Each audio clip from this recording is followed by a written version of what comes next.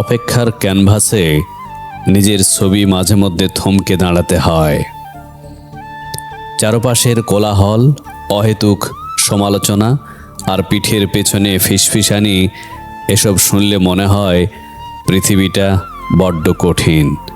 মনে হয় দৌড়ে পালিয়ে যাই কোথাও, যেখানে কেউ আমার খুঁত ধরবে না, কেউ আমার চলার ভঙ্গি নিয়ে হাসবে না। কিন্তু পরক্ষণেই যখন ওই দেওয়ালের লেখাটার দিকে তাকাই, তখন অদ্ভুত এক শক্তি পায়। বুঝি এই কোলাহল আসলে আমার ব্যর্থতার নয়, বরং আমার এগিয়ে যাওয়ার প্রমাণ। বাস্তবতা হলো, যারা জীবন জুড়ে শুধু দর্শক হয়ে গ্যালারিতে বসে থাকে, খেলোয়াড়দের ভুল ধরা ছাড়া তাদের আর কোনো কাজ থাকে না। মাঠের ঘাম, রক্ত আর পরিশ্রমের মূল্য তারা বোঝে না। তারা শুধু জানে কিভাবে শব্দ দিয়ে অন্যকে বিদ্ধ করতে হয়। তাদের যোগ্যতা নেই মাঠে নামার, কিন্তু দক্ষতা আছে মাঠের মানুষকে মানসিকভাবে আহত করার। তুমি হয়তো ভাবছো, আমি তো কারো ক্ষতি করিনি, তবে কেন ওরা আমাকে নিয়ে এসব কিছু বলছে? উত্তরটা খুব সহজ। তুমি করছো, তুমি গড়ছো, তুমি চলছো, আর তারা শুধু দাঁড়িয়ে দাঁড়িয়ে দেখছে। তোমার গতি তাদের স্থিরতাকে অপমান করে, তোমার আলো তাদের অন্ধকারকে আরও প্রকট করে তোলে। তাই তাদের হাতে একটাই অস্ত্র থাকে, খোঁচা। তারা তোমাকে ছোট করে নিজেদের বড় প্রমাণ করতে চায়, কারণ নিজের যোগ্যতা দিয়ে বড় হওয়ার ক্ষমতা তাদের নেই। একটু খেয়াল করে দেখো, ভরা কলসি কিন্তু শব্দ করে না। গভীর সমুদ্রের গর্জন থাকে, কিন্তু আস্ফলন থাকে না। অথচ বর্ষার ডোবার জল সামান্য আঘাতেই ছিটকে ওঠে।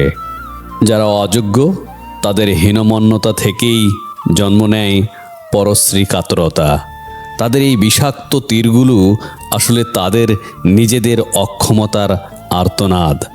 তাই বলে কি তুমি থামবে?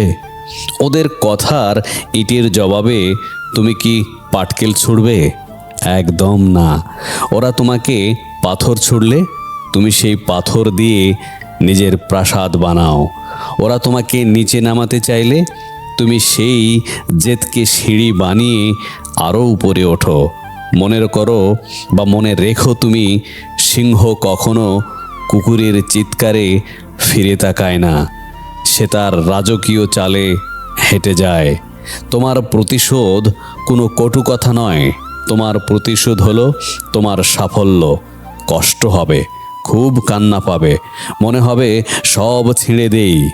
ঠিক সেই মুহূর্তটিকে নিজেকে মনে করিয়ে দিও, মানুষ মৃত কুকুরকে লাথি মারে না। তুমি জীবন্ত, তুমি প্রাসঙ্গিক, এবং তুমি তাদের ধরাছোঁয়ার বাইরে চলে যাচ্ছ বলেই তাদের এত আক্রোশ। নিজের যোগ্যতাকে এতটাই শানিত করো যেন তাদের খোঁচা তোমার বর্মভেদ করতে না পারে। নিজেকে এমন উচ্চতায় নিয়ে যাও যেখানে তাদের কণ্ঠস্বর পৌঁছাবে না, শুধু তোমার কাজের প্রতিধ্বনি শোনা যাবে। ওদের কাজ হচ্ছে শুধুই বলা, আর তোমার কাজ শুধুই করে যাওয়া।